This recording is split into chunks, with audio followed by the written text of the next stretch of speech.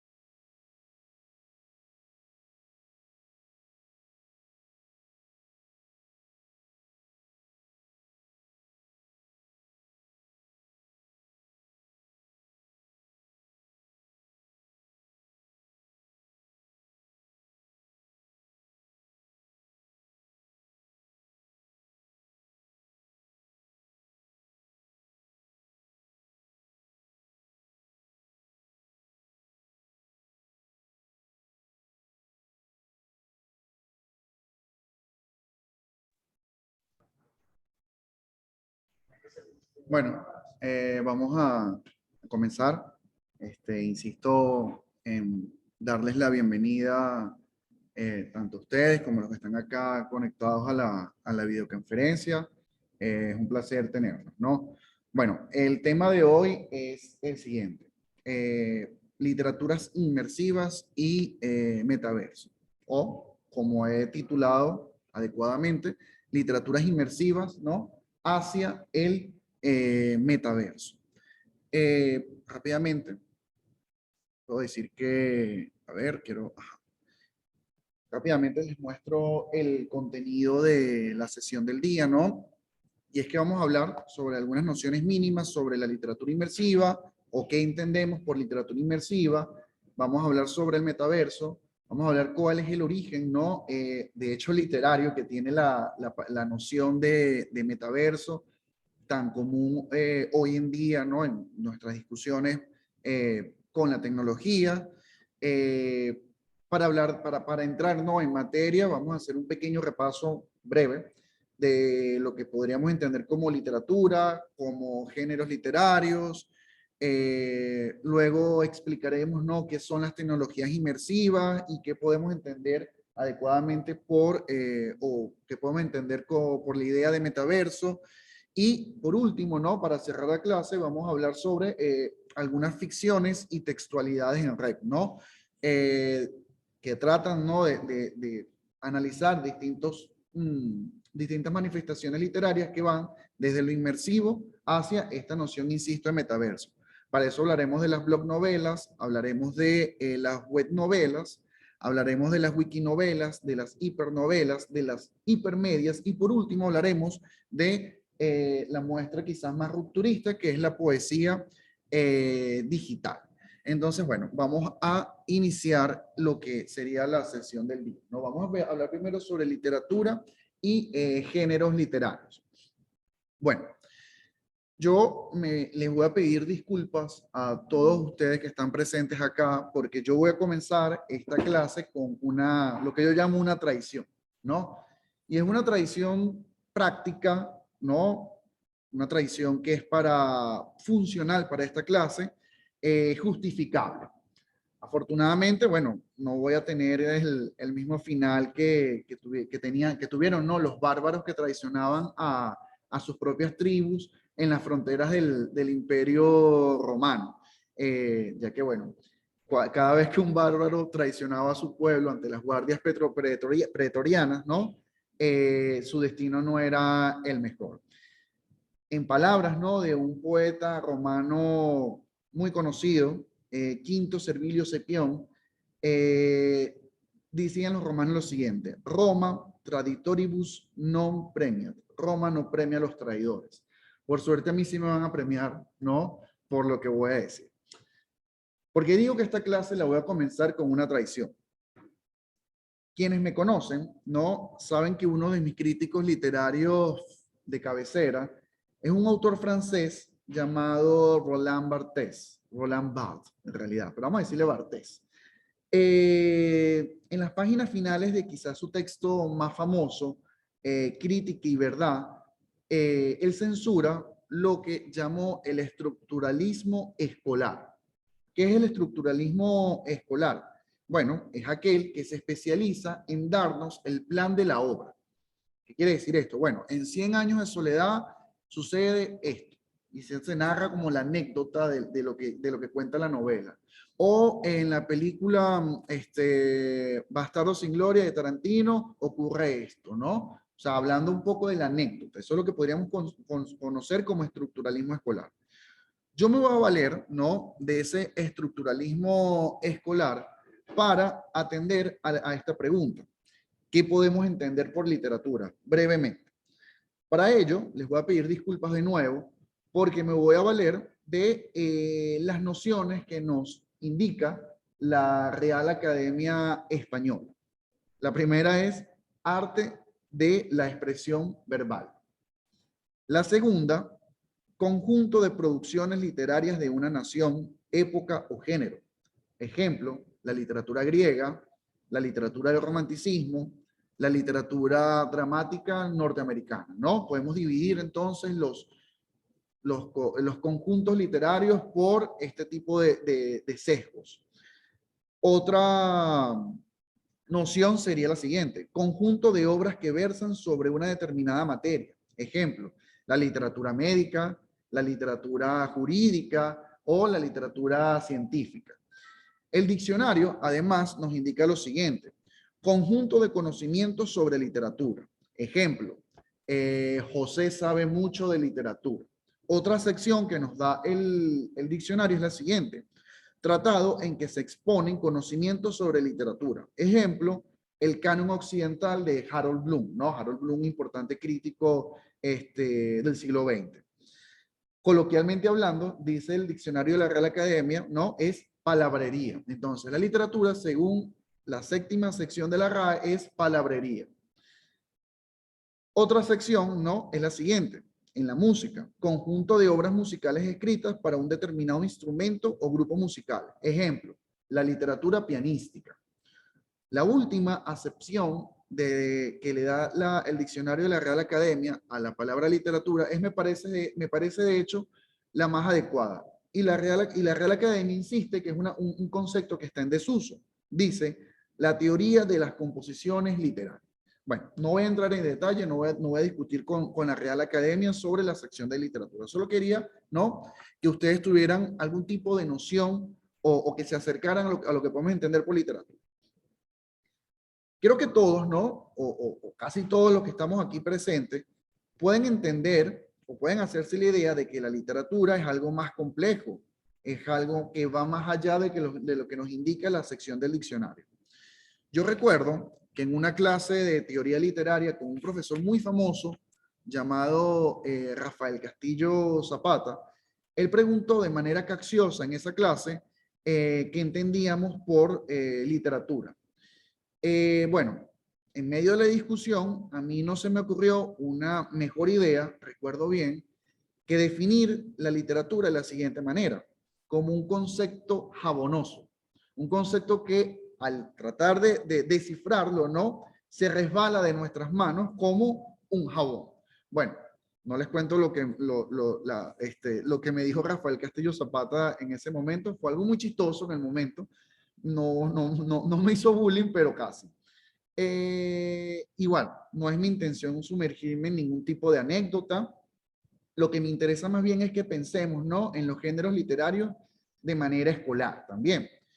Los mismos pueden dividirse en la siguiente manera: géneros narrativos, ¿verdad? Ahí podemos encontrar al cuento, el relato, la novela, la crónica e incluso el mito, la fábula, la leyenda, etcétera. Un ejemplo, ¿no?, de géneros narrativos sería el siguiente. A ver.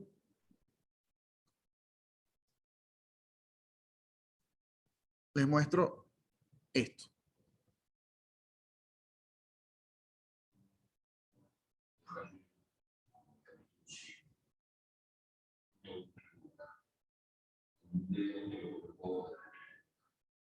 Dibujándola como si saliera. Basta cerrar los ojos para deshacer por todos los comenzar a conocer cada uno de los lugares. La boca que finalmente la boca original,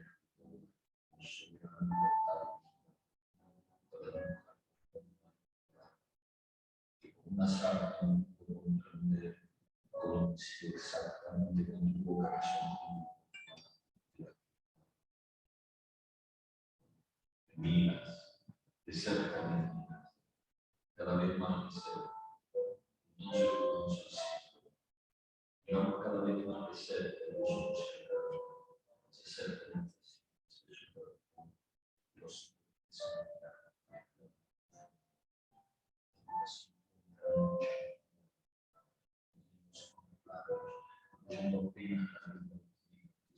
dando su recinto con la realizada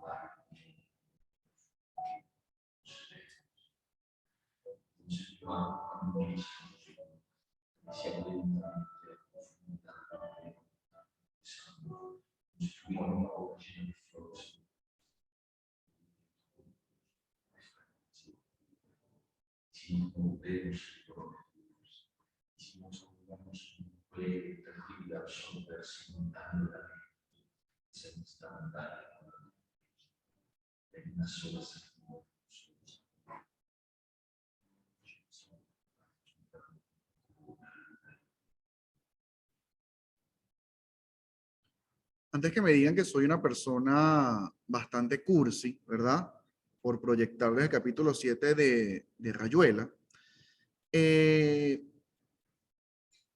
quiero que pensemos, ¿no?, en el esfuerzo, ¿no?, de hacer una página escrita, un archivo audiovisual, con una música sugerente quizás, ¿no? Y recuperando la voz del autor, de Julio Cortázar.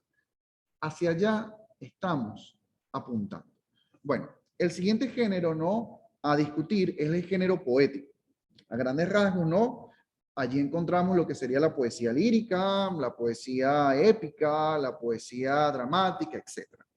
Les voy a compartir, ¿no?, otro ejemplo, este extraído de una película llamada El lado oscuro del corazón. Esta escena recrea unos versos de Mario Benedetti de táctica y estrategia. Insisto, traten de ir pensando, ¿no?, en cómo los géneros literarios a veces trascienden la página. Voy.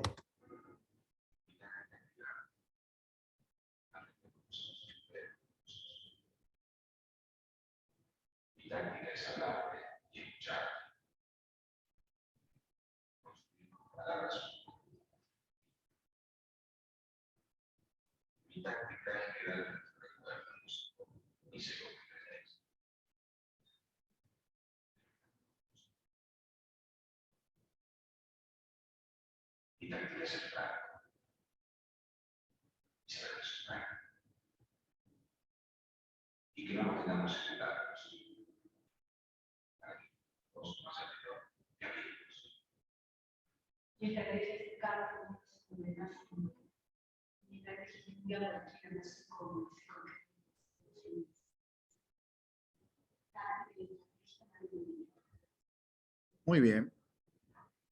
Si vamos con el siguiente género literario a discutir sería el género dramático, ¿no?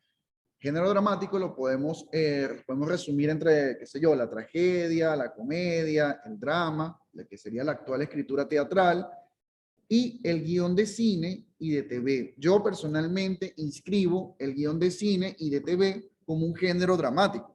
Y de hecho, mi ejemplo que he traído para la clase, extraído de una de las mejores series que se ha grabado en el mundo, Breaking Bad.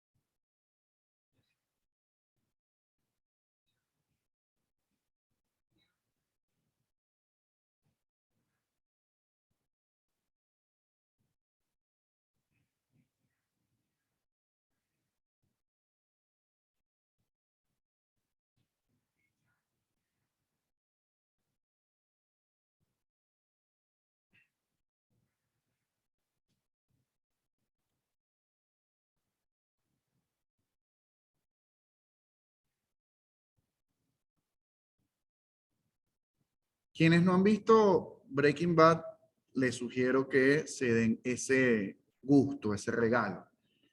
Eh, el cine y la televisión ¿no? A mi parecer, tienen la gracia de conectarnos con, con la literatura dramática, sobre todo cuando nos acercamos a una obra de ficción. Pero no quiero entrar en ese detalle. Quiero seguir adelante y quiero además no usar estos géneros, estas categorías narrativas para pensar, ¿no? Estos géneros literarios dentro del entorno virtual, ¿no? A ver, yo les hago las siguientes preguntas. ¿Qué pasa, no, si los géneros literarios se manifiestan en entornos digitales? ¿Qué pasa si la poesía se representa de manera virtual? Lo mismo con la narrativa y el drama. Número dos, ¿bajo qué marco de lectura podemos interpretar, ¿no?, su constante evolución como un proceso, escuchen bien, estético, inmersivo? Y por último, ¿no?, les pregunto, ¿es posible pensar en una literatura que es o será inherente al metaverso? La respuesta, por ahora, es difícil de vislumbrar. Y nuestro objetivo acá es tratar de acercarnos, ¿no?, a un posible principio de respuesta.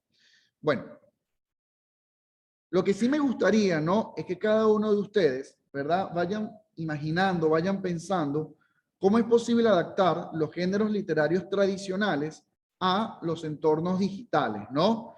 Entornos digitales que hoy son cada día más inmersivos, perdón, presentándose como textualidades y ficciones en red. Bueno, creo que se hace necesario en este momento, ¿no?, definir lo que podemos entender por inmersivo, ¿no?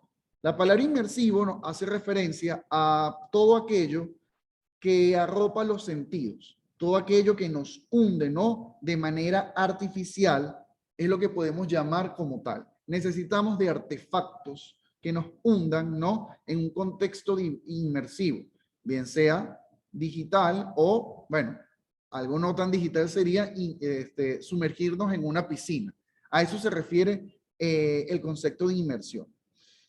Como se vale de artificios, ¿no?, el concepto de inmersión, es comprensible que esta misma inmersividad, ¿verdad?, comprometa un tipo de experiencia que dependa, por supuesto, de la tecnología, ¿no? Entre estas dependencias tecnológicas encontramos las siguientes tecnologías. La primera es la VA, la realidad virtual. La segunda es la AR o la realidad aumentada. Luego tenemos la MR o la realidad mixta. Y luego la XR, que es la web XR, ¿no? La realidad virtual o VA tiene distintas posibilidades de interacción, dice acá. En algunos casos se trata de una experiencia inmersiva de corte simple. En otras ocasiones permite la interacción con el entorno utilizando dispositivos visuales especiales como los cascos de realidad virtual, ¿no? Veamos un ejemplo de este tipo de experiencia digital.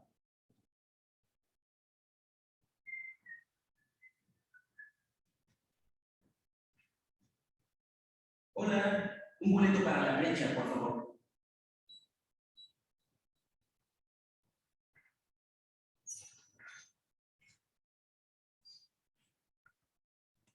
Gracias. ¿Cómo llegó hasta ahí? Está ahí mismo a la vuelta de la esquina, no puede perderse. Gracias.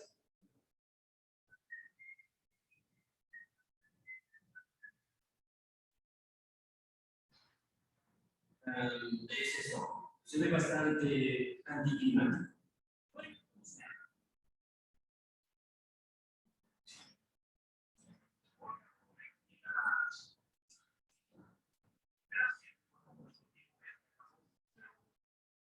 Wow, esto sí es futurista. Bienvenido a la brecha. Ahora estamos listos. Está bien.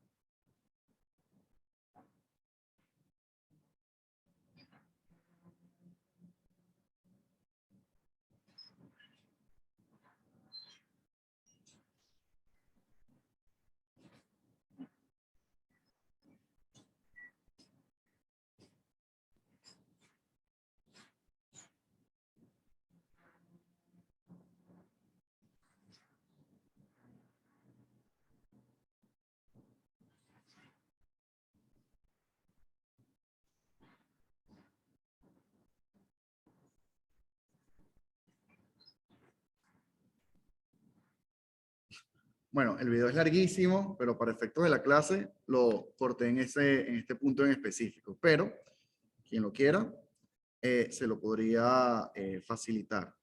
Bien. La siguiente, ¿no? Tecnología es la tecnología de realidad aumentada.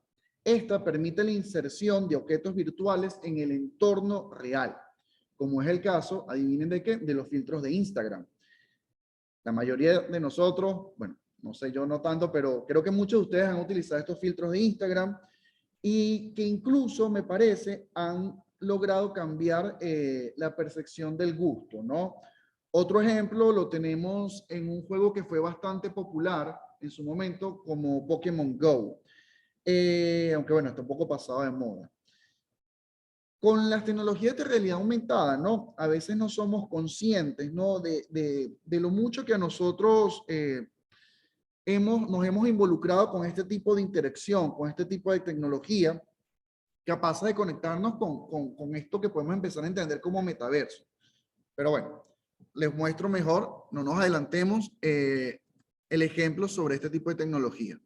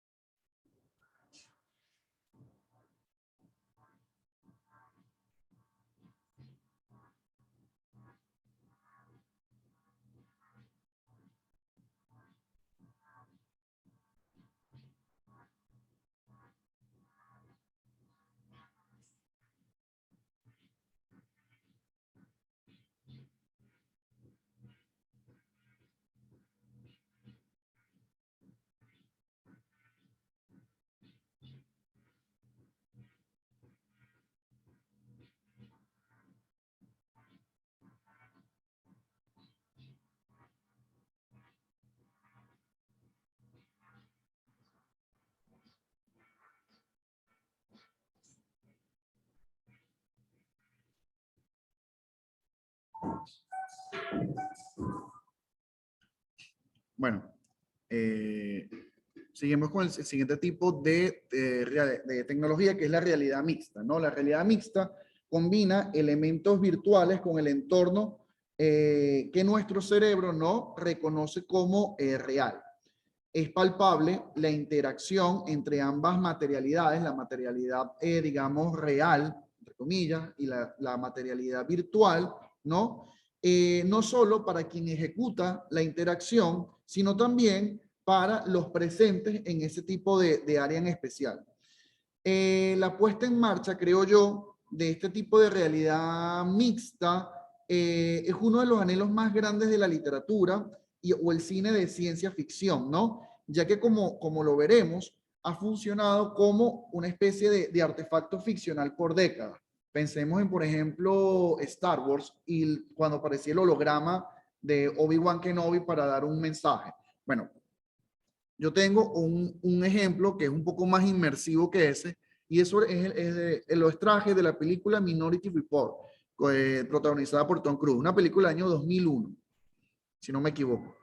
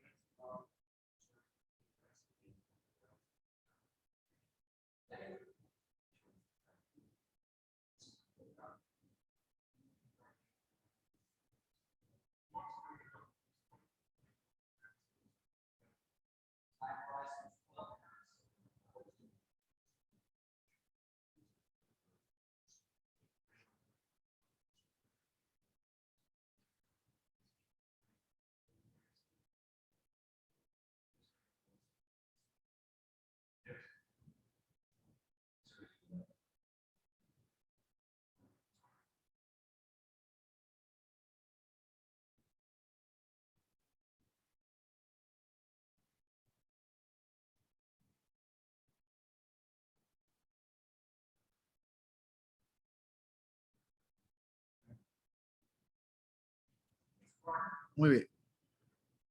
Pasemos a la siguiente tipo de tecnología que podemos llamar WebXR, ¿no? La WebXR permite crear experiencias interactivas, ¿no? Capaces de funcionar con distintos dispositivos como los smartphones, las tablets, las computadoras y por supuesto los visores de realidad virtual.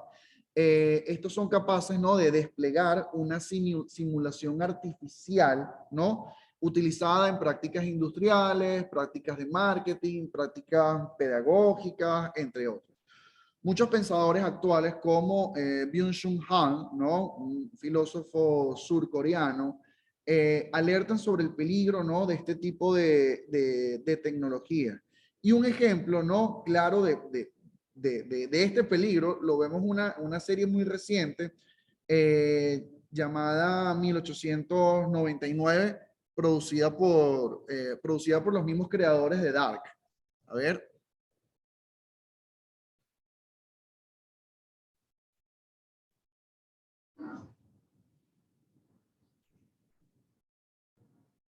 Este es el momento en el cual la simulación en la cual ellos estaban inmersos empieza a colapsar y ellos se dan cuenta de que su realidad, en realidad, valga la redundancia, no es real.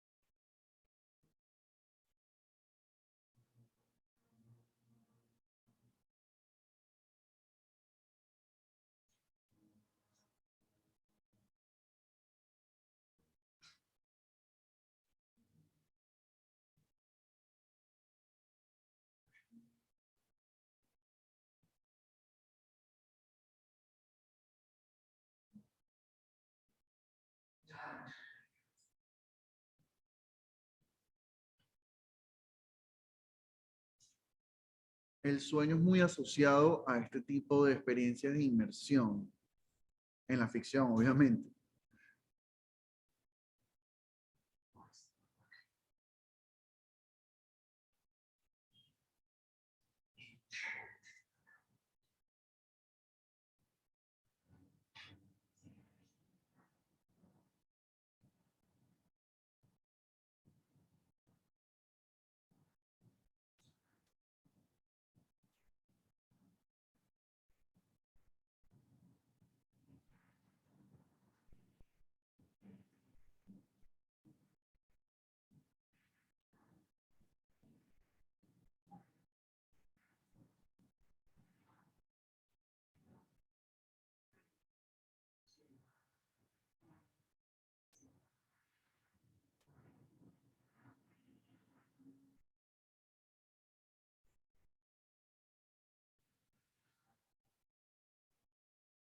Bueno, un poco de temor da eso, la realidad, pero hora de continuar.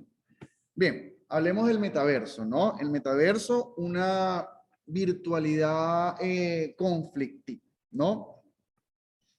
Como categoría, ¿no? Como una categoría que todavía se construye, ¿no? Hablaré de su origen literario y lo que algunos expertos consideran que proyecta este tipo de tecnología, ¿no? Y por supuesto, hablaré un poco también sobre las preocupaciones de orden filosófico que, digamos, nos da esta noción de metaverso. Luego de esto abordaré las posibilidades de lo que para mí es la literatura digital en lo que va a ser ese espacio, el metaverso. En primer lugar, me gustaría ir al origen etimológico de la palabra, ¿no? Yo sé muy bien que lo metaliterario, por ejemplo, corresponde al tipo de registro escritural que se hace consciente de sí mismo, de que es literatura. Sin embargo, pienso que la noción de metaverso guarda un inmenso paralelismo con la de metafísica. La metafísica es lo que va más allá de la física y el metaverso en este sentido pareciera presentarse como aquello que va más allá del universo, de aquello que es palpable en lo cual nosotros nos desenvolvemos, ¿no? Entonces, al hablar de metaverso, en realidad hablamos de un espacio no palpable, un espacio al menos no palpable sin la ayuda de un artefacto de inmersión, ¿no? O que nos conduzca hacia la inmersión. Soy consciente, ¿verdad?, de que bien podemos hablar de temas acá como poshumanidad, como la robótica, como la inteligencia artificial, pero no es mi interés hoy en día. O sea, hoy quiero sumergirme en las posibilidades literarias de esta virtualidad conflictiva que empezamos a llamar metaverso. Por ahora, ¿no? Sí me gustaría decir lo siguiente. El metaverso es, para mí, el futuro de la Internet. Grandes compañías como Microsoft, como Meta, ¿verdad? Antiguamente conocido como Facebook, han asumido el metaverso como una prioridad. Y la razón es simple, es dinero. Si bien es cierto que para el desarrollo, ¿no?, de lo que nosotros concebimos como el metaverso, parecido a lo que mostré en el último video, se necesitan millones y millones de dólares. Evidentemente, las ganancias que proyecta este metaverso son descomunales, ¿no? Por ello es que a nosotros, los que estamos aquí presentes, y a los que les interesa este tipo de temas, sentimos, ¿no?, la necesidad de preguntarnos, ¿no?, las consecuencias que va a traer este cambio en nuestro paradigma de vida, ¿no? Y también en ese sentido nos interesa preguntarnos por cuáles van a ser los cambios en orden estético. Cuando hablo de cambios en orden estético, me restringo, ¿no?, a lo que podría ser, en este caso, la literatura, pero lo mismo puede suceder con la pintura, con la música, etc. El término metaverso, aunque les sorprenda, tiene su origen en la literatura. Este aparece, o registrado hasta ahora, hasta donde se sabe, o hasta al menos donde yo sé, aparece por primera vez registrado en una novela publicada en el año 1992, ¿no? Llamada Snow Crash. Snow Crash, escrita por Neal Stephenson, ¿no? Si piensan, escuchan de nuevo, ¿no? Si piensan, 1992 fue hace apenas 30 años, ¿no? En Snow Crash podemos leer cosas como lo siguiente. El metaverso es un espacio donde podrás teletransportarte instantáneamente como un holograma para estar en la oficina sin tener que desplazarte o ir a un concierto o encontrarte con amigos o visitar a tus padres para ponerte al día, ¿no? Snow Crash además nos habla de la noción de yo virtual o de avatar, ¿no? Este avatar del cual ya han asumado la posibilidad que va a ser nuestra identidad en ese universo. Bueno, en Snow Crash, perdón, esto lo dijo Mark Zuckerberg. Ya, porque hubo un error en, bueno, no importa.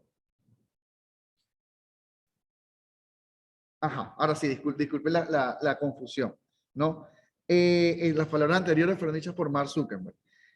En el registro literario, ¿no?, Neal Stephenson, autor de Snow Crash, sí escribe lo siguiente. Así que Hiro en verdad no está allí. Está en un universo generado informáticamente que el ordenador dibuja sobre el visor y le lanza a través de sus auriculares. En la jerga de los entendidos, ese lugar imaginario es llamado metaverso. Hiro, el protagonista de la novela, pasa mucho tiempo en el metaverso. Ahora sí vamos a hablar sobre el avatar o el yo virtual. No está viendo gente de verdad, claro. Todo es parte de la imagen en movimiento dibujada por su ordenador, según las especificaciones que le llegan por el cable de fibra óptica. En aquel entonces la conexión a internet no era por Wi-Fi, sino por fibra óptica. Las personas son piezas de software llamados avatares. Son los cuerpos audiovisuales ¿Qué usa la gente para comunicarse en el metaverso? Esa noción de cuerpo virtual o de cuerpo audiovisual, de verdad que es fascinante. Tan fascinante es que incluso los gamers, ¿no? Probablemente en este momento estarán pensando en juegos como Fortnite, como Roblox e inclusive como Minecraft, ¿no? De Snow Crash también podemos derivar alguna forma, ¿no? de profundizar en esta noción de avatar. Dice acá lo siguiente Neil Stephenson: tu avatar puede tener el aspecto que desees, según las limitaciones de tu equipo. Si eres feo, puedes hacer que tu avatar se vea atractivo. Aunque acabes de salir de la cama, tu avatar puede lucir ropas hermosas y un maquillaje profesional. En el metaverso puede ser un gorila o un dragón. Si recorres el metaverso durante 5 minutos, verás ejemplos de todas estas cosas. De Snow Crash, ¿verdad? Esta novela, podemos derivar algunas características del metaverso. En primer lugar, ¿no? Que es inmersivo. La experiencia sensorial, a pesar de ser virtual, es plena. La segunda, usa avatares, ¿no? Todos tienen una identidad digital que no necesariamente coincide con la identidad real. Y por último, ¿no? Y esto es lo que más le preocupa a Byung-Chul Han, es comercial. Busca que sus usuarios gasten enormes cantidades de dinero en este metaverso, ¿no? Por otro lado, también en Snow Crash vemos conceptos que hoy se nos hacen, que son parte de nuestra cotidianidad, ¿no? Como la propiedad privada, como la diversión en un concierto. Bueno, fíjense en lo siguiente. En la calle puedes atravesar los avatares de otras personas, pero no puedes cruzar los muros. No puedes meterte en propiedad privada, ni tampoco atravesar otros vehículos, ni instalaciones fijas de la calle, como los puertos o los puntales que sostienen los rieles del monorriel. En la novela, la manera de trasladarse, ¿no? De un lugar a otro en ese metaverso es a través de ese monorriel, que por supuesto para subir a él, el usuario tiene que cancelar una suma de dinero. En lo personal, este fragmento a mí me hace pensar en el proyecto de Decentraland. Ya se los muestro. Ajá. Ok.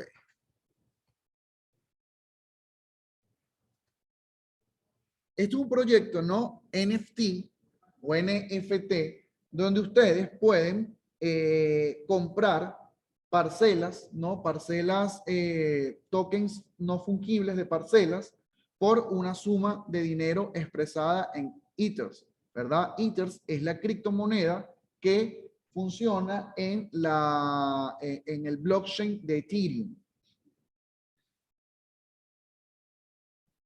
Si ven acá estas figuras bailando, ¿verdad? Podemos hacer también la conexión con lo que en Snow Crash, ¿verdad? También apreciamos, ¿verdad? Como eventos sociales de ese metaverso. Fíjense acá, vamos a ir acá de nuevo.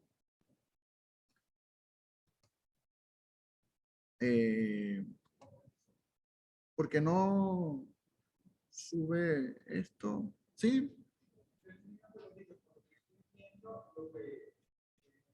Lo que interesa es unir a la realidad, a la realidad que quiera.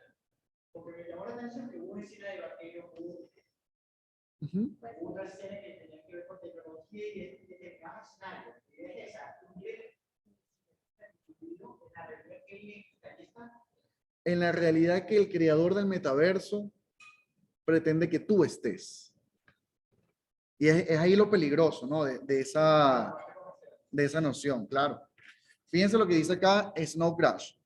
Los parques de atracciones del metaverso pueden ser fantásticos y ofrecen una amplia gama de películas interactivas tridimensionales, pero a la hora de la verdad no son más que videojuegos, ¿no? Este fragmento, a mí en lo personal, me hizo recordar los conciertos llevados a cabo en Fortnite por artistas tan populares como J Balvin y Ariana Grande. Vamos a ver un pequeño fragmento del concierto de Ariana Grande, ¿no? Me disculpan si no les gusta.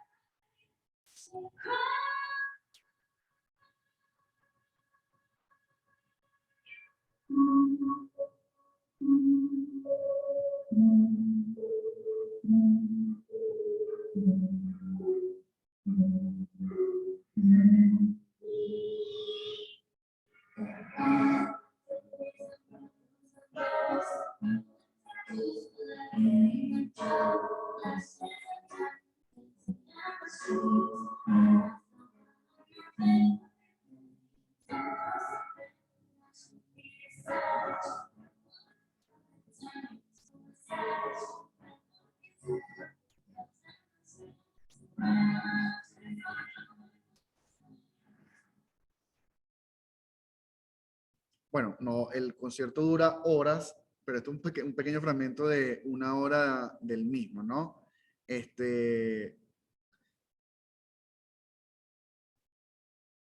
Lo que me hace pensar a mí es que, a ver, si hay música en el metaverso, si hay todo este tipo de experiencias estéticas de disfrute en el metaverso, muy probablemente, ¿verdad? También podemos hablar de esto de literatura del metaverso. Bueno, la idea, ¿no? Intuimos, es que dentro del metaverso podamos compartir experiencias de inmersión con los avatares de otras personas, ¿no? Sin importar la distancia, ya que, bueno, el metaverso, ¿no? En términos, digamos, sociológicos, puede ser definido como una nueva versión de la Internet, ¿no? Habitado, eso sí, por gemelos virtuales, por gemelos digitales de personas, y aquí se pone peligrosa la cosa, sino también por lugares y también por cosas. Entiendo que en este punto, ¿no? Muchos de ustedes se pregunten cómo entrar a este universo digital. Por ahora, solo podemos hacerlo utilizando visores de realidad virtual, ¿no? O visores de realidad aumentada, capaces de conectarnos, ¿verdad? A nosotros con estos entornos digitales. Yo les pregunto a ustedes, ¿todo esto no les hace pensar en la siguiente película? Matrix.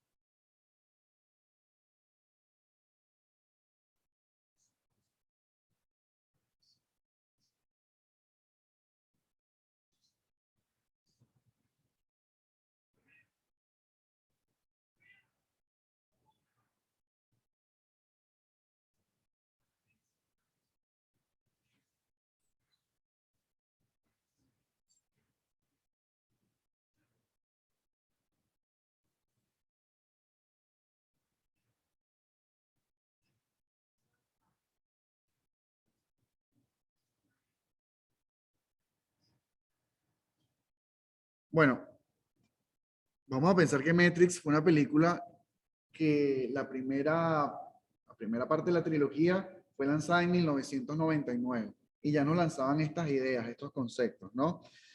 ¿Qué nos enseña Matrix? Que quienes desbordan, ¿no? Las leyes de ese metaverso, ahí conocido como Matrix, son los rebeldes, ¿verdad? Los que han hecho, digamos, autoconciencia, ¿verdad? Los hackers de este sistema, los libres, los creadores de contenido. Es decir, también podemos hablar de los creadores de literatura, los escritores. ¿Por qué no?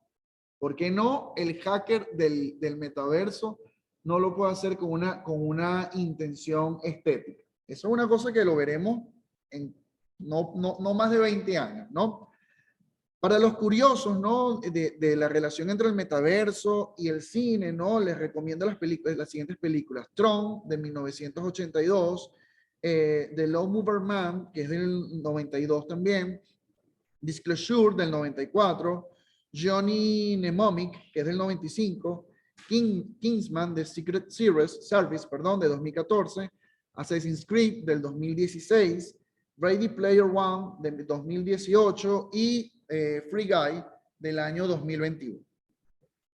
Bien, estamos haciéndonos esta idea de metaverso. Pero ¿qué propone el metaverso? El metaverso lo que propone es la evolución de la experiencia, ¿verdad? En dos dimensiones que tenemos en la pantalla de nuestros equipos, como esas, a una experiencia, ¿verdad? Completamente inmersiva. Una experiencia, digamos, donde lo tecnológico, ¿no? Va a asumirse como una revolución. Estamos hablando de una revolución tecnológica, por supuesto, ¿no? Y esta revolución tecnológica va a cambiar nuestro comportamiento, no solo en línea, sino que también va a cambiar nuestros mecanismos de interacción social y también, y esto es lo que nos interesa a nosotros, nuestras experiencias estéticas. Es verdad que el metaverso hoy por hoy todavía se encuentra en gestación, pero su nacimiento ha despertado, insisto, muchísimas críticas. Si sumamos los riesgos, ¿no?, a nuestra privacidad y el progresivo fortalecimiento de los mecanismos de control, de los que se vale el llamado biopoder, ¿no?, para manipular las democracias incluso. Piensen en el reciente escándalo que destapó Elon Musk en Twitter con las elecciones presidenciales en Norteamérica que ganó Joe Biden, ¿no? Piensen en todo esto y a la vez me gustaría entonces que brevemente también leamos algunas ideas expuestas por Byung-Chul Han en...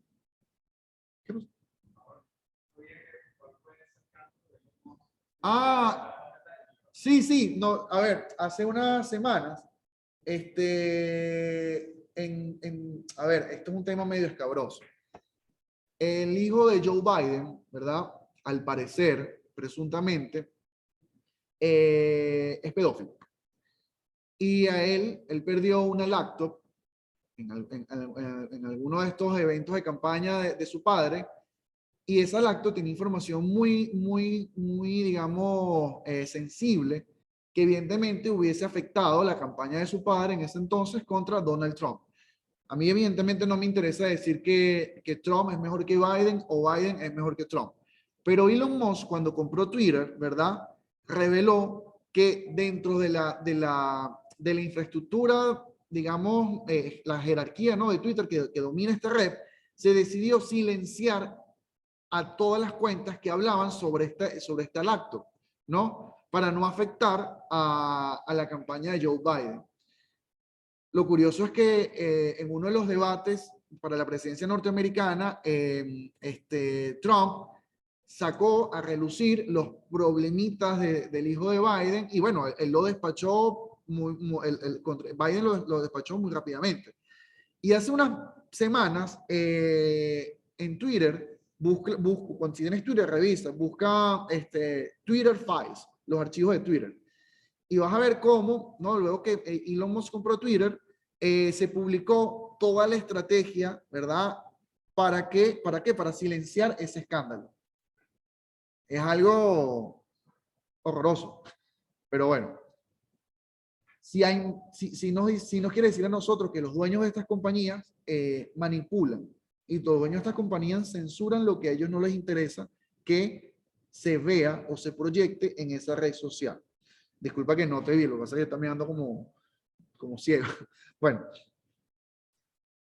volviendo, ¿no?, al tema, me gustaría compartir con ustedes unos fragmentos de Byung-Chul Han del libro La Sociedad Paliativa y también del libro No Cosas, Quiebras del Mundo de Hoy. El libro no se llama Quiebras del Mundo de Hoy, sino Quiebras económicas del mundo de hoy.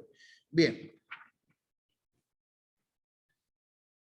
Antes de esta lectura, ¿no?, me gustaría que sepan que quienes no conozcan a Byung-Chul Han, para mí es quizás uno de los filósofos más prolíficos, por no decir más importantes, del mundo de hoy, ¿no? Pasemos ahora, ¿no?, a hablar sobre la sociedad paliativa. En la sociedad paliativa podemos decir lo siguiente. Hoy impera en todas partes una algofobia o fobia al dolor, un miedo generalizado al sufrimiento. También la tolerancia al dolor disminuye rápidamente. La algofobia acarrea una anestesia permanente. Se trata de evitar todo estado doloroso. La algofobia se extiende al ámbito social. Cada vez se deja menos margen a los conflictos y controversias que podrían provocar dolorosas confrontaciones. Si no me equivoco, fue en el año 2021 que YouTube tomó la decisión de no mostrar públicamente la cantidad de no me gusta que tenía cierto video para no afectar digamos, la credibilidad pública que tenía determinado youtuber, supuestamente. Ahora, la razón de por qué ocultar esta estadística en realidad la desconozco. Lo que sí me interesa, ¿no?, es que pensemos que la sociedad, en la sociedad paliativa, ¿no?, la confrontación en realidad va a ser anulada por los placeres y el hedonismo. Ejemplos. Bueno, si ustedes revisan esta carpeta de mi teléfono, ven que tengo Apple TV, Netflix, Spotify, Star Plus, Disney Plus, FIFA Plus, HBO Max, YouTube. Todos son, ¿verdad? ¿Qué son? ¿Qué son? Son placebos, son formas para distraerse, para desconectarnos, ¿no? Pensando en esta idea, ¿no?, Han escribe lo siguiente. La sociedad paliativa es además una sociedad del me gusta. Es víctima de un delirio por la complacencia. Todo se alisa y pule hasta que resulte agradable. El like es el signo también, y también el analgésico del presente. Domina no solo los medios sociales, sino también todos los ámbitos de la cultura. Nada debe doler, no solo el arte, sino la propia vida debe subirse a Instagram. Es decir, debe carecer de aristas, conflictos y contradicciones que pudieran ser dolorosos. Les muestro esta otra carpeta. Instagram, WhatsApp, Facebook, Telegram, Twitter, FaceTime, Zoom, ¿no? Aplicaciones que me conectan con los demás para tratar de buscar algún tipo de qué, no sé, aprobación quizás. No sé, no voy a entrar en ese tema. Lo cierto es que estas aplicaciones son puentes que hoy tenemos con ese, digamos, todavía en pañales metaverso. Por ejemplo, si usted se conecta a una videoconferencia en Zoom desde el África, acá, usted se presencia de manera virtual. La educación, ¿verdad?, en tiempos de pandemia, fue una educación que apuntaba hacia esta idea de metaverso. Pero ¿cómo una sociedad puede paliar el dolor? Es decir, ¿cómo puede eliminar el dolor? Según Han, ¿verdad?, hay dos maneras de hacerlo. La primera es anestesiándola por medio de sustancias químicas. Por supuesto que por razones obvias y por el contexto no voy a hablar sobre este tipo de sustancias. La segunda, ¿no?, es por embotamiento o sobrecarga, ¿no?, capaces de hacer tambalear nuestra salud mental por medio del burnout o el exceso de trabajo. Esta sobrecarga no es solamente de trabajo, sino que es sobrecarga de estímulos, es sobrecarga de información, es sobrecarga de placeres niños, de placeres que se diluyen, ¿no?, en cuestiones de instante, y que a Ham, ¿verdad?, le hacen pensar que nos atrofia a nosotros nuestra capacidad de reflexionar, de pensar. Vean acá lo que dice. La sociedad paliativa se inmuniza frente a la crítica, insensibilizando mediante medicamentos o induciendo un embotamiento con ayuda de los medios. También los medios sociales y los juegos del ordenador actúan como anestésicos. La permanente anestesia social impide el conocimiento y la reflexión, además, reprime la verdad. Todo esto deriva, según Hahn, en la depresión, ya que se pierden los motivos para vivir, ¿no?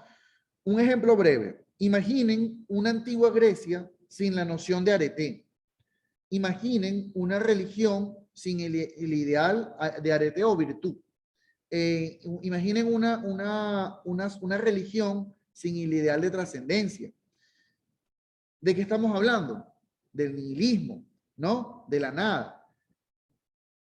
Pero el problema, según Hahn, es que este nihilismo, ¿no? Es un nihilismo inconsciente, un nihilismo bobo, ¿no? Un nihilismo que se escapa de la verdadera noción del nihilismo filosófico de, por ejemplo, Cioran, ¿no? No va por allí, sino de un nihilismo, una pérdida de la creencia de todos los valores sumergidos en los placeres o los placebos.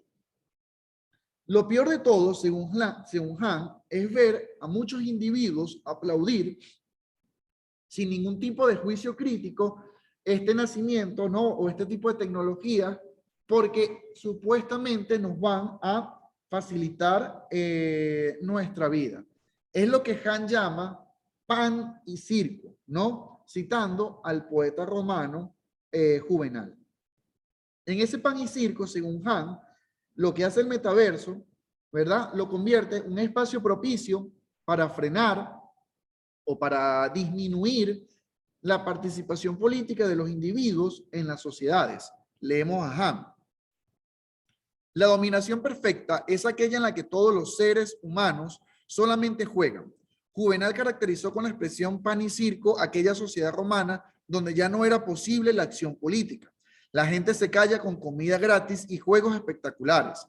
Renta básica y juegos de ordenador serían la versión moderna del pan y circo. Aquí la cosa se pone un poco escabrosa, ¿verdad? Porque si a lo mejor no me creen, ¿verdad? Yo los invito a escuchar a Elon Musk. Recuerden la idea de renta universal. Bueno, vean esto. There will be fewer and fewer jobs that a robot can do. What to do about mass unemployment? This is going to be a massive social challenge. And I think ultimately we will have to have some kind of universal basic income. I don't think we're going to have a choice. Universal basic income, I think it's going to be necessary. So it means that unemployed people will be paid because of because there's no job, the machine or robot is taking over. That's because I don't. These are not things that I think that I wish would happen. These are specific things that I think probably will happen. And so if my assessment is correct, that it probably will happen, then we need to say what we're going to do about it. And I think some kind of a universal basic income is going to be necessary. Now, the output of goods and services will be extremely high. So with automation, there will come abundance. There will be almost everything will get very cheap.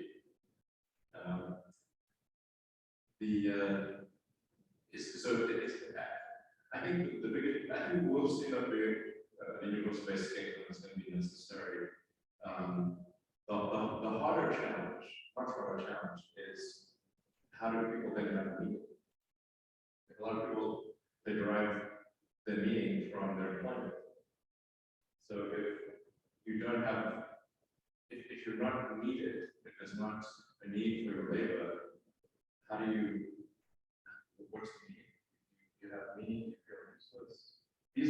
That's a much harder problem to do. Bueno, la noción de hombre, lo que entendemos nosotros por ser humano, ¿no? Me imagino que todos ustedes pensarán en el Homo sapiens sapiens.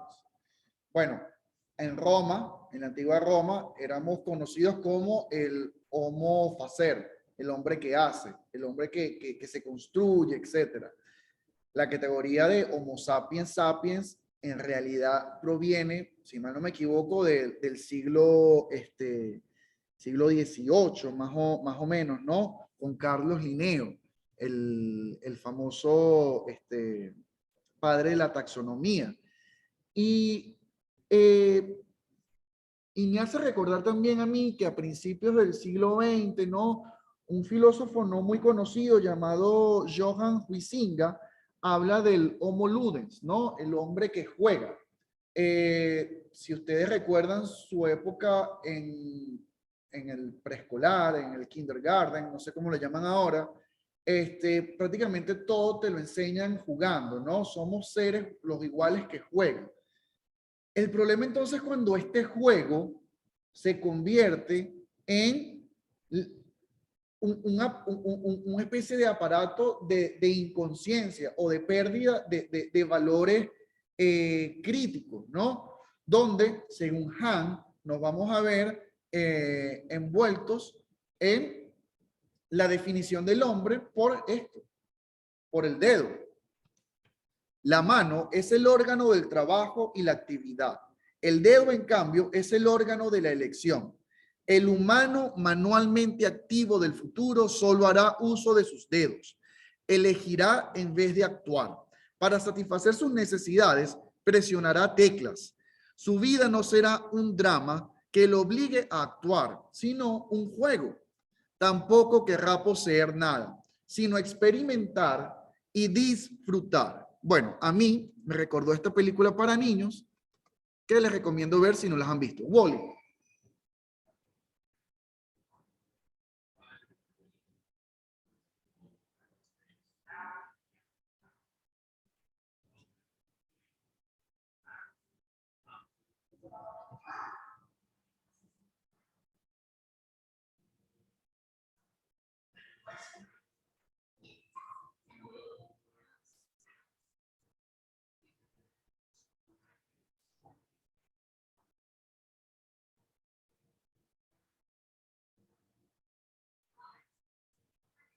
Lo curioso de esta película es que quien representa la humanidad, ¿verdad? Es el sujeto no humanizado, el robot.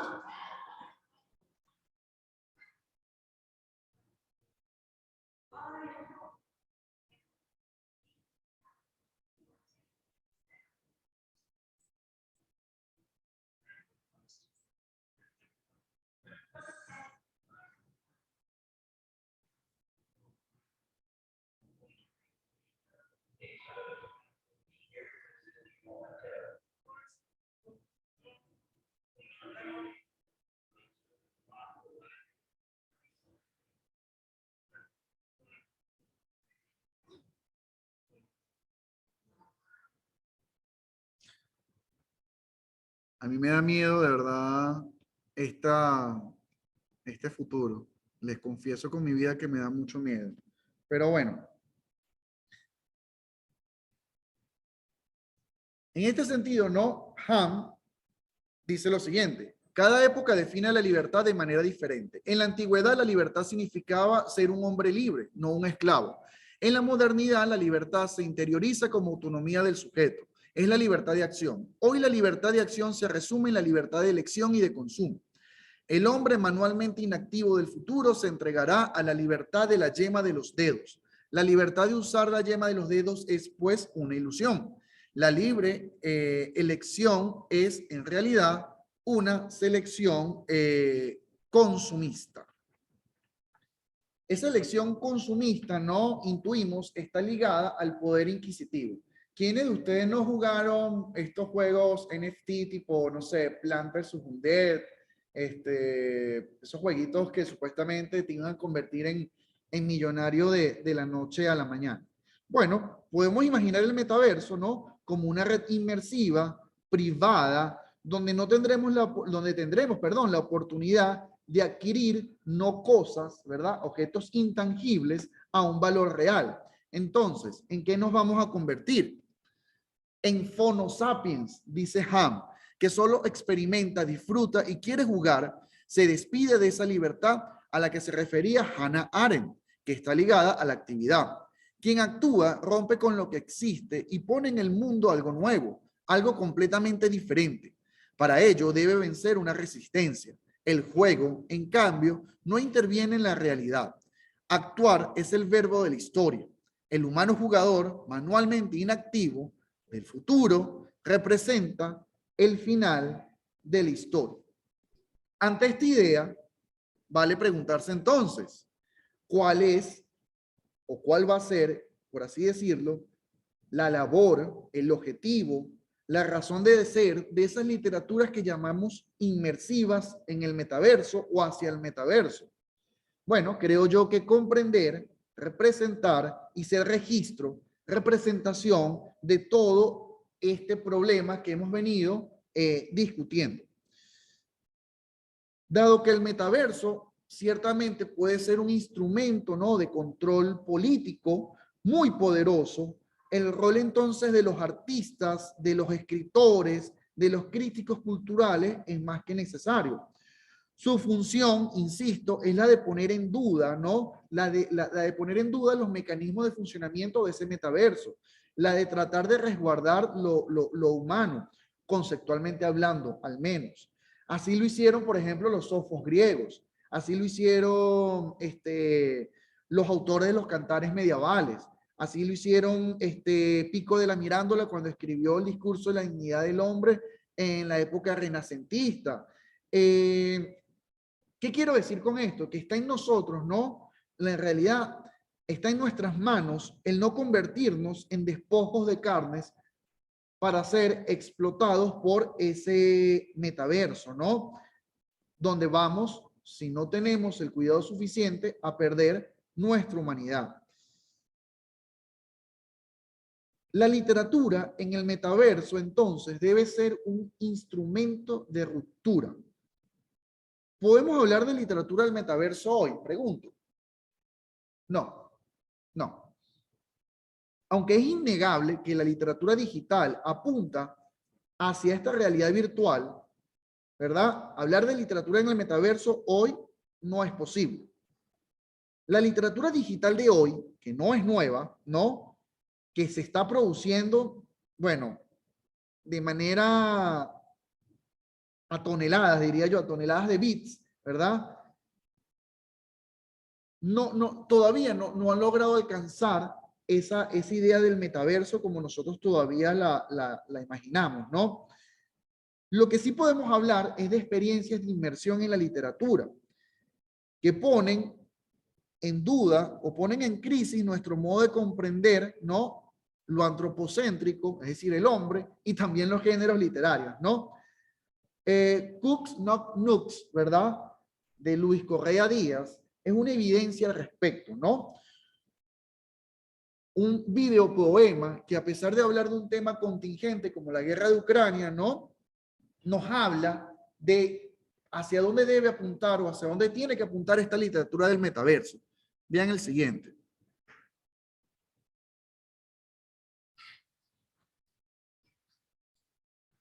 Este es el pensamiento mientras solo me preparo una ensalada y veo la tele y esta guerra ya en Ucrania joder, recuerdo un verso de Gabriel, desconcertante lo más relevante. Mi hermano es esposa, no canto, lo admito, y lloro, soy testigo lo vengo de la humana naturaleza. Así el amor por la guerra y me doy cuenta que he visto las cosas, aunque no se cierre mi visión, difícil de explicar, vuelvo a la pantalla. Frente a sus lugares de política, nada esa oscura canción de vista, repetida, constante de Dios, en los manos se mandan las civilizaciones en la madera, los manos ángeles, dados. Una vez terminadas, voy a un de viaje por aquí, conducidos a los lejos de hermana, muchísima, y le pido de lado Jesús,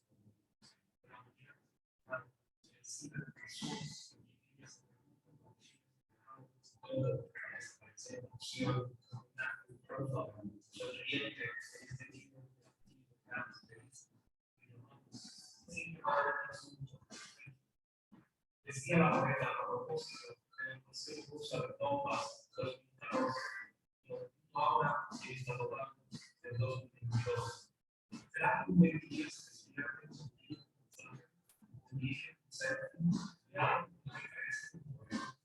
será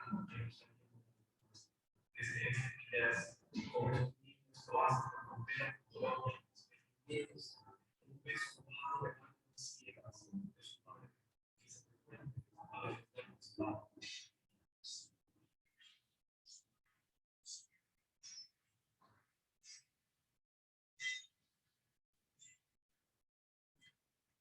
Este tipo de experiencia literaria, por supuesto, que desborda, ¿no? Inclusive lo que hablamos al principio, las nociones de géneros literarios, ¿no? Incorporando elementos que antes no podríamos llamar o categorizar como literarios. En este videopoema que se titula El monstruo de Sofía Esteves, se vislumbra entonces todo lo que hemos venido hablando hoy, la noción de metaverso como un aparato still in progress o en proceso. Mañana es una charla. El libro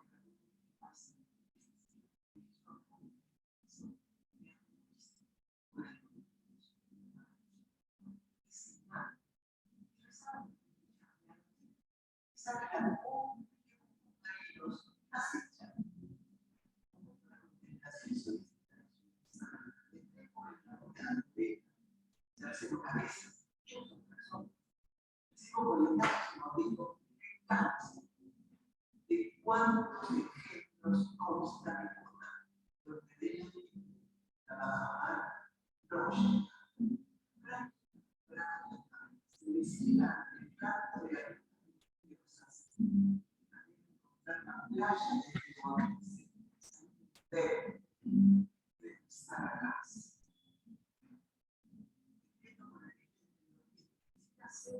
Otra persona inalterable, alejada del mundo sin presunción ni gloria. Ahora que todo parecía sereno, momento de báculo, otro me brota por una oreja, pero se adentran acá, caprichosos, salen por otro momento. Yo, que desperté, que de vivir con uno que ha tocado todas mis puertas.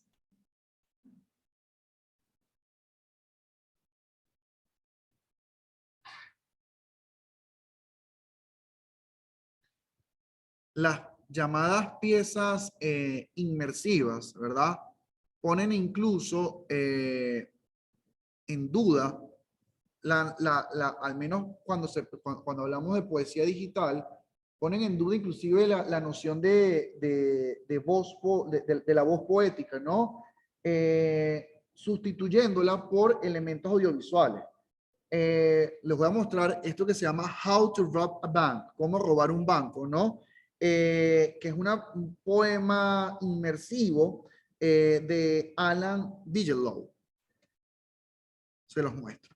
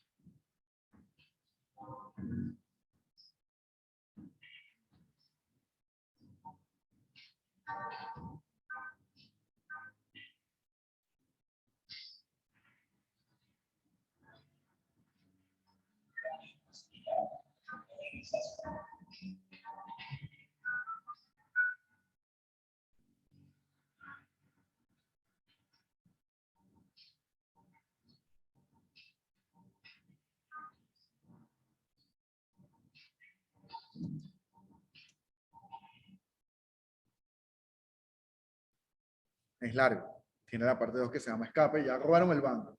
Luego tienen el escape, se van a otra ciudad, se van a Chicago. Luego la parte de atrás habla del romance del chico que robó el banco y la chica que le dijo que no le hablara más. La parte 4 se llama Home, que es cuando ellos regresan, ¿no? a Texas, la ciudad donde cometieron el atraco. Ahí son atrapados por la policía y luego la última parte se llama Sista, que es cuando él le pide ayuda a su hermana cuando estaba en la cárcel. Lo interesante, ¿no? de esto es ver cómo puedo contar yo una historia sin la necesidad de la palabra escrita, ¿no? Hacia esto, ¿verdad? Apunta la inmersión en la literatura. ¿Por qué? Porque esta literatura se vale de un código que podemos llamar anfibio, un código que les permite moverse, ¿no? Entre dos tipos de, digamos, de materialidad poética, ya, pequeño detalle técnico, entre dos mundos, el que podemos llamar real y el que podemos no llamar virtual. Quizás el problema de este tipo de textos, ¿no? Es que quizás el lugar del texto, ¿no? ¿Dónde queda el texto en este tipo de propuestas literarias? ¿Hacia dónde queda, no? La práctica literaria como un ejercicio, ¿no? de escritura perenne, trabajosa, difícil, riesgosa, ¿no? Bueno, es una pregunta que obviamente en este momento no tengo una respuesta. Por ahora, lo que me gustaría mostrarles son otros ejercicios de literatura digital cuyos niveles de inmersión varían desde muy bajo hasta muy alto. La blog novela tiene un nivel de inmersión nulo. La web novela, un nivel de inmersión muy bajo. La wikinovela, un nivel de inmersión, digamos, bajo. La hipernovela, un nivel de inmersión medio.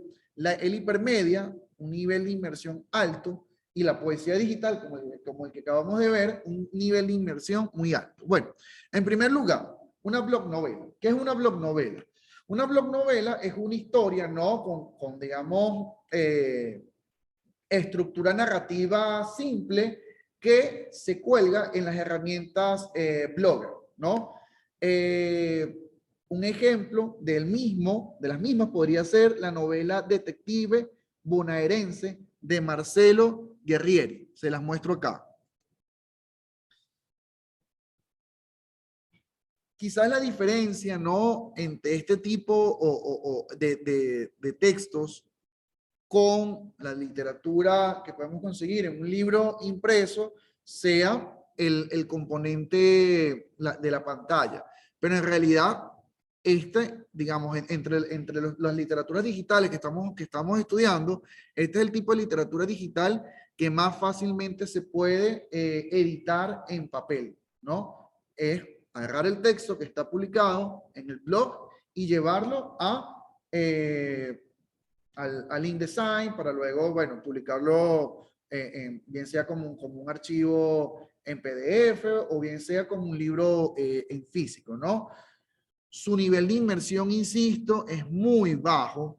Parece, de hecho, incluso un texto que podríamos escanear, ¿no? O sea, la diferencia entre este tipo de literatura y un libro escaneado está en la herramienta del blog, ¿no? La siguiente muestra, ¿no? que tengo, que habla sobre las web novelas, ¿verdad? Es La muerte atravesó el Paraninfo, ¿no? una novela, ¿no? Ya va, de Campus a cuatro manos. Esta novela fue escrita por Ángel Pareja y Ana Izarra. Bueno, que espera que se termine de cargar acá.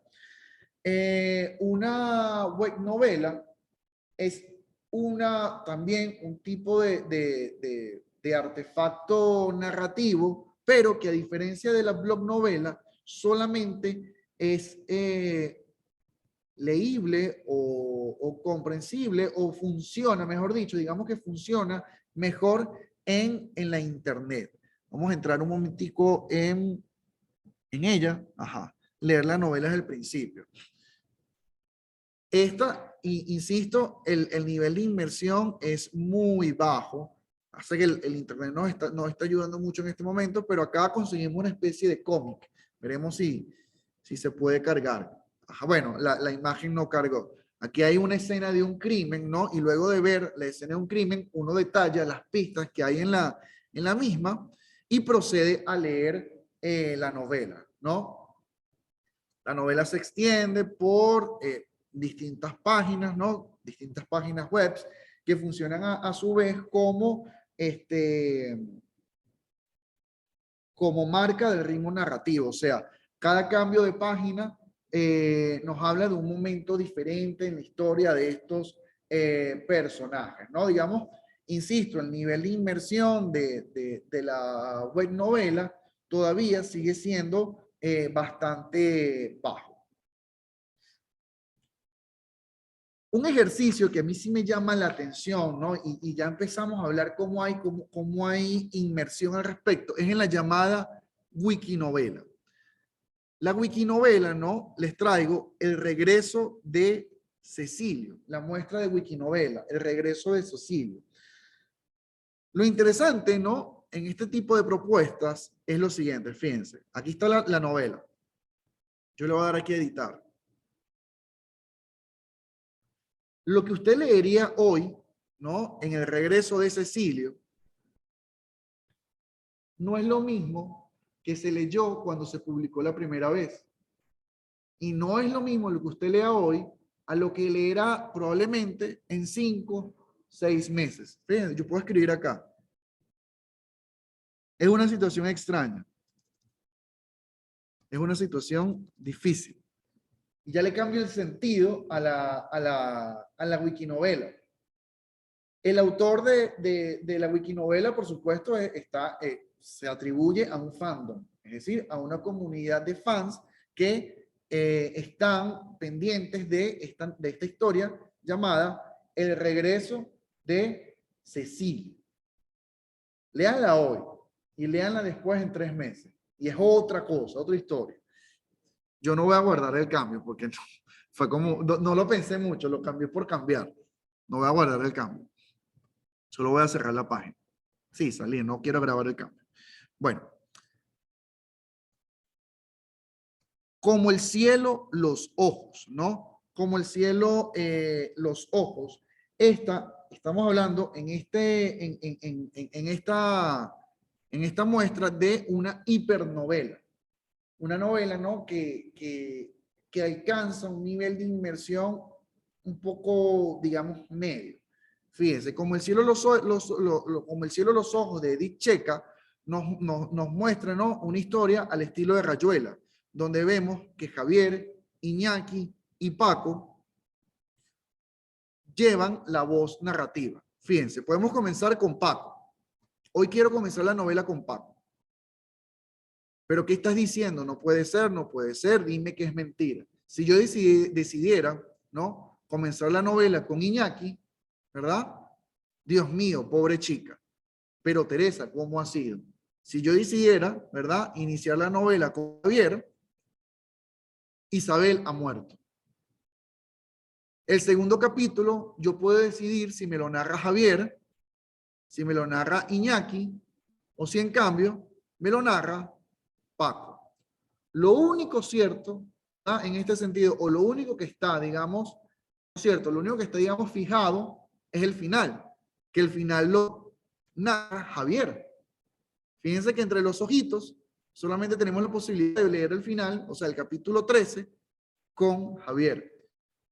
No tengo, digamos, seguridad al respecto, pero a mí me parece que este ejercicio está inspirado un poco en Rayuela de Julio Cortázar. Tiene un eco, un pequeño, digamos, una pequeña semejanza con la novela de Julio Cortázar. Otra hipernovela, ¿no?, que podemos analizar es Sinceridad. No sinceridad, sinceridad. Una hipernovela, ¿no?, por razones obvias, difícilmente, por no decir que es imposible, adaptarla al papel. A ver, vamos a entrar en Sinceridad. Fíjense, Estación de Atocha, primero, segundo, tercero, cuarto, quinta. De Jesus and Mary Shane para los cascos, como un amigo de paquete en mis 600. Suelto puño y me atenazo al manilar de la moto para no quedarme atrás. El aire denso quiere pararme en seco. El paquete también lo nota y me aprieta para no volar. Yo puedo terminar de leer esto, pero si yo quisiera, yo aprieto este hiperlink, se llama el paquete, y me lleva a otra línea temporal del relato. El paquete nunca había ido detrás de la moto. Este cabrón aprieta de lo lindo. Voy a salir volando. Como no baja el ritmo. Baja. Pero yo podía seguir leyendo, ¿no? El paquete también lo nota y me aprieta para no volar, etc. Digamos, al final, y ya está, suelto gas y gime de nuevo con su voz ronca, ensordecedora, las 600 voces. ¡Ay, mi derrapa! Y ya, enfilo, la avenida Menéndez Pelayo, aterrizo en mi casa y freno junto a la puerta de hierro, apago el contacto, saca las llaves, el garaje está cerrado. Yo les voy a ser sincero, yo tengo muchísimo tiempo en Sinceridad y yo todavía no consigo el final de Sinceridad. No quiero decir que es infinito, pero estoy a punto de convencerme que de verdad el autor de Sinceridad todos los días le está subiendo algo, porque no tiene sentido que no le consiga yo o cualquiera le consiga el final a Sinceridad.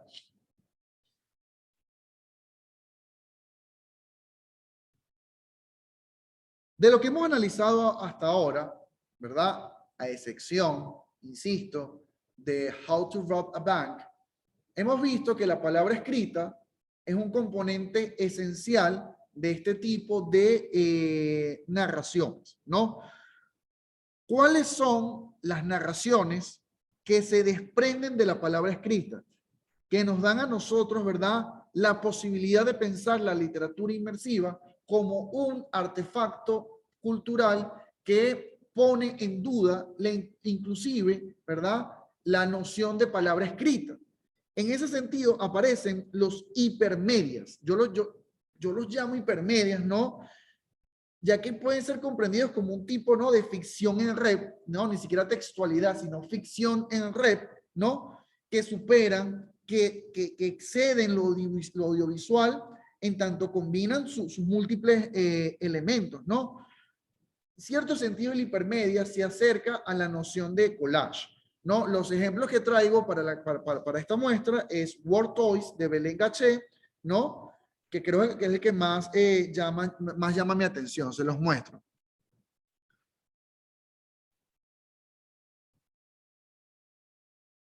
A ver, ¿dónde está Word Toys? No puede ser que no. Aquí, bueno, no es el mismo, pero por ahí va. Este se llama Góngora Word Toys. Entrar.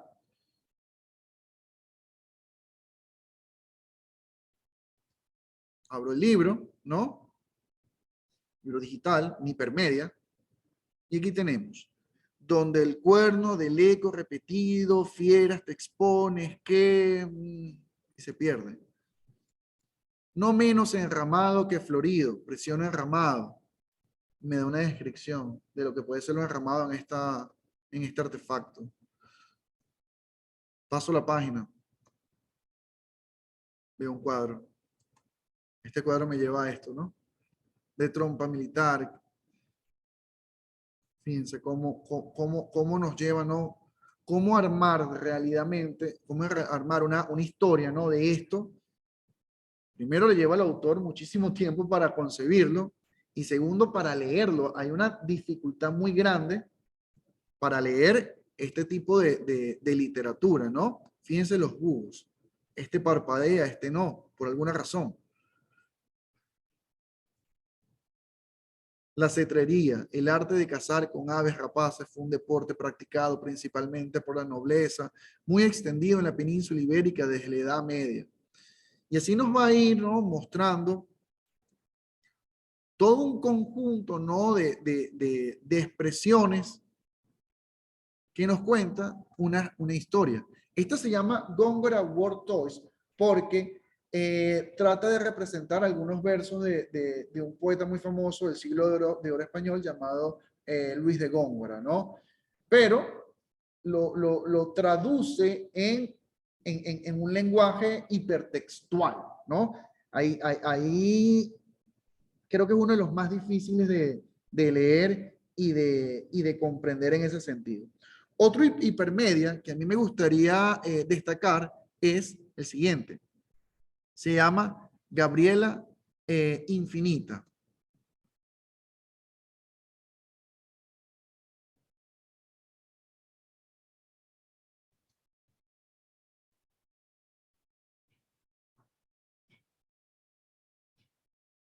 Bueno, me está cargando la página. Ah, sí. Ajá.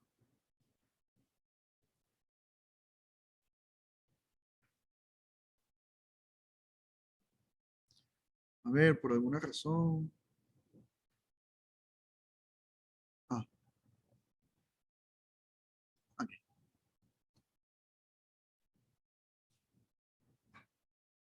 No, creo que el internet no me está ayudando mucho.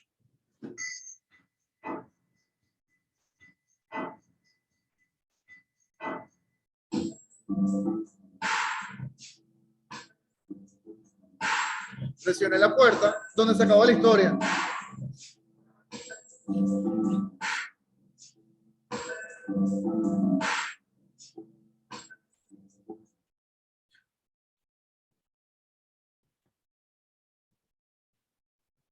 Además del hipermedia, ¿no?, cuyo nivel de inmersión podemos llamar que es muy alto, está la poesía digital.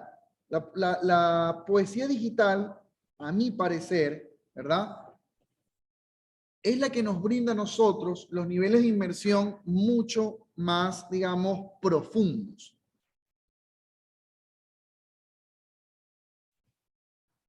A ver, aquí hay varios.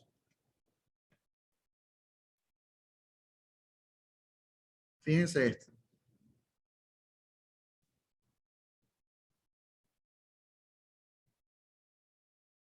Puedo ir leyendo todo el texto, ¿no?, hacia donde yo dirija el cursor. Además que los versos se van intercalando, interponiendo entre unos a otros. Entonces, en el momento de la lectura, a veces puedo leer que este verso que está acá va a ser primero que el otro, que el anterior. Aquí está ocurriendo otra vez. Estas lecturas, ciertamente, no quiero decir que son difíciles, sino que son distintas a nuestra manera, digamos, tradicional de acercarnos a la lectura, ¿no? Otro archivo de poesía digital, ¿no?, este poema 21.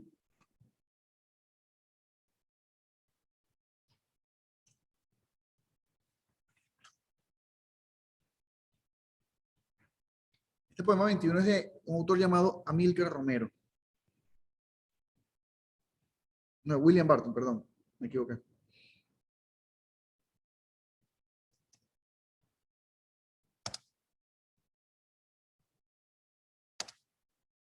Y él va acá narrando, ¿no?, su historia.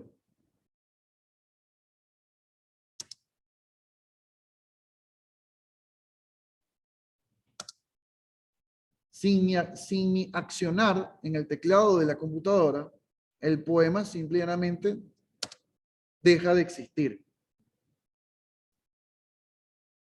Otro ejemplo, ¿no?, es, este es uno de Instagram. Esto está publicado en Instagram.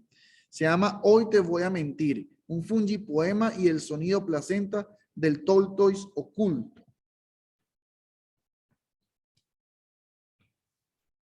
Este está publicado por Elian, un poeta que se llama Elian, o que se hace conocer como Elian.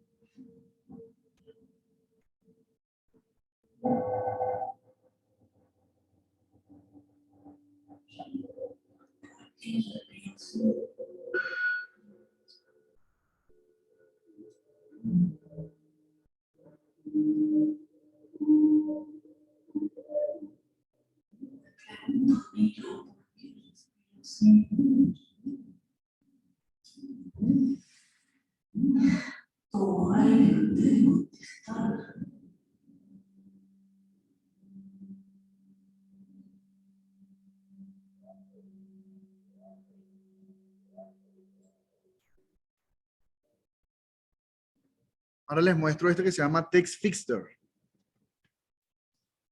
de Ana Cecilia Carrasco.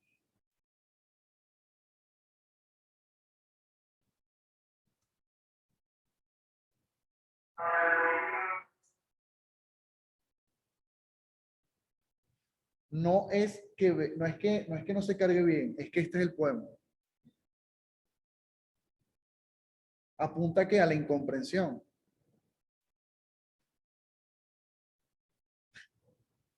Sí hay una escritura, pero no hay una lectura.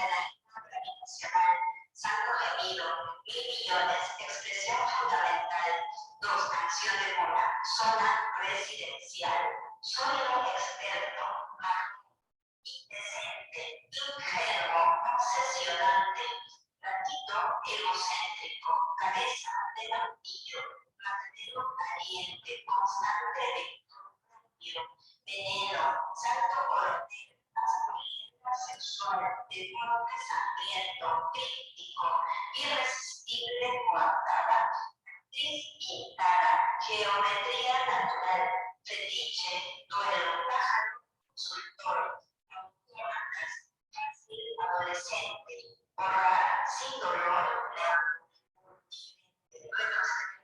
confusión, perderse en aguas residuales, caliente, abstracto, unión temible, alargamiento, camioneta, conversión, ciudadano, ojos, infierno desaparecido, Dios, envidioso de la justicia, raro desfile, percusión, desmembramiento, testaferro, otra vez bautismo, controlar completamente, dominar clima. Por favor, ten en cuenta que estas palabras no se guardan en ningún lugar y desaparecerán cuando salgas de esta página. Entonces, si te gustan algunas de las palabras generadas al azar, escríbelas en alguna parte. Bueno, ya para ir, no digamos, concluyendo nuestro encuentro de hoy, el metaverso puede ser, ¿no?, un espacio que permita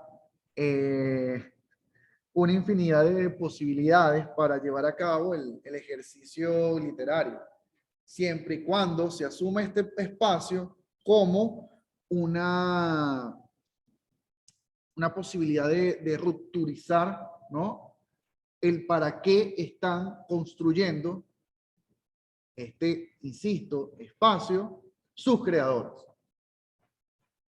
Cuando el crítico cultural, cuando el poeta, el artista audiovisual, el hacker, etcétera, se dé a la tarea de subvertir, ¿no?, el espacio digital del metaverso, es donde podremos apreciar el arte del mismo. Por supuesto que otras preguntas se pueden derivar de esta charla, ¿no? Como cuál sería el papel entonces de la robótica, de la poesía escrita por una inteligencia artificial, o cómo el computador, ¿no?, puede llegar a escribir, ¿no?, un texto, ¿no?, literario de manera automática, ¿no? Quizás, ¿no?, la respuesta esté por descubrir. Pero creo yo que lo mejor, ¿no?, lo más sano, ¿verdad? Además bueno, asumir estas preguntas como un punto de partida para lo que vendrá, es decir, cuál puede ser entonces la relación entre el metaverso y el ejercicio literario, cómo pensar un proyecto escritural que apunte al metaverso desde la inmersión, o bajo qué parámetros lo inmersivo puede penetrar en las esferas tradicionales del campo cultural literario, ¿no?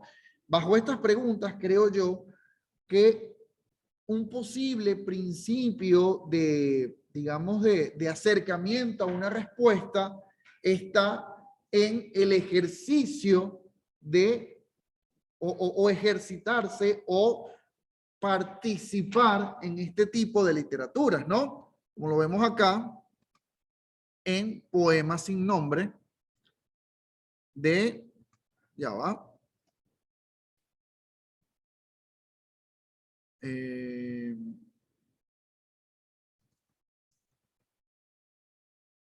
disculpe un momento la interrupción. Este Poema sin nombre de Milena Ricciardi.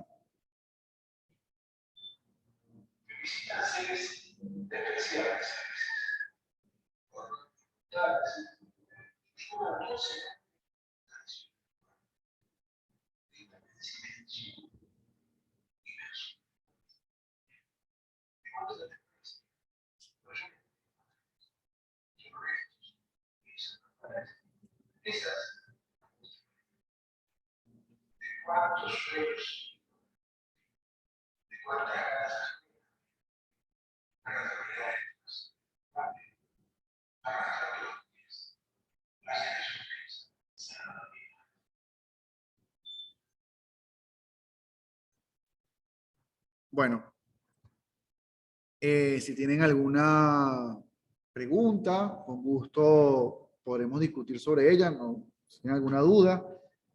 No sin antes recordarle a los presentes que esta actividad está propiciada por la Escuela de Letras de la Universidad Católica Andrés Bello. Y bueno, si ustedes quieren seguir, digamos, indagando en este mundo de las literaturas inmersivas, el metaverso, se los digo a ustedes que están aquí presentes, también a las personas que siguen conectadas aquí a la videoconferencia. El próximo semestre se va a abrir un seminario al respecto que, bueno, tendré el gusto de liderar, de llevarlo a cabo, ¿no? De dar ese pequeño seminario para ver, investigar hacia dónde va a parar todo esto o a ver qué podemos decir más sobre esto. Entonces, bueno, si tienen alguna pregunta, a ver, pueden hacerla con gusto.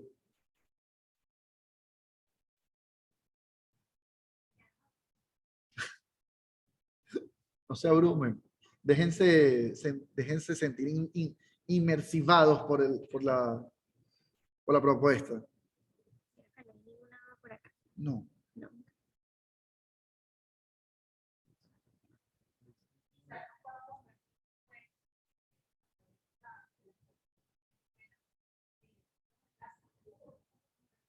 Sí, bueno, claro, yo podría compartirle esto para, para que puedan encontrar. De hecho, bueno, la invitación entonces es a que sigan las redes sociales de la Escuela de Letras. Están en Instagram, están en Facebook. En Twitter y en YouTube. En Twitter y en YouTube. Y bueno, allí por supuesto vamos a compartir algo de esto para que ustedes puedan acceder a este tipo de material. Si quieren, Snow Crash, la novela, yo la tengo en digital, se las puedo dar tanto en inglés como en una edición un poco rústica al castellano. Si ustedes leen en inglés, se las recomiendo leerla en inglés. Okay.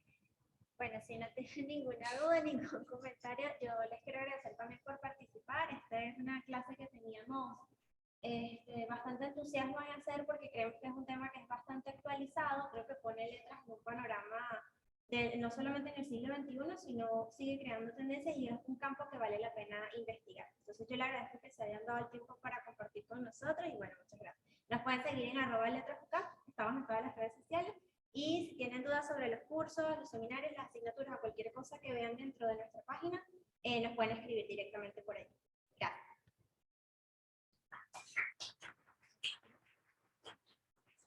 Gracias.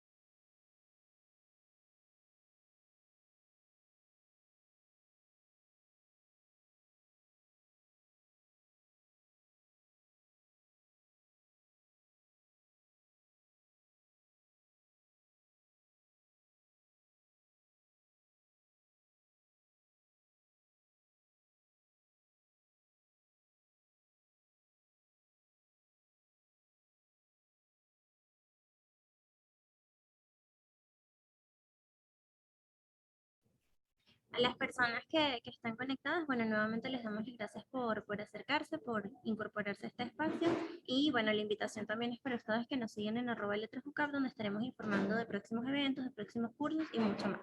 Gracias, feliz tarde.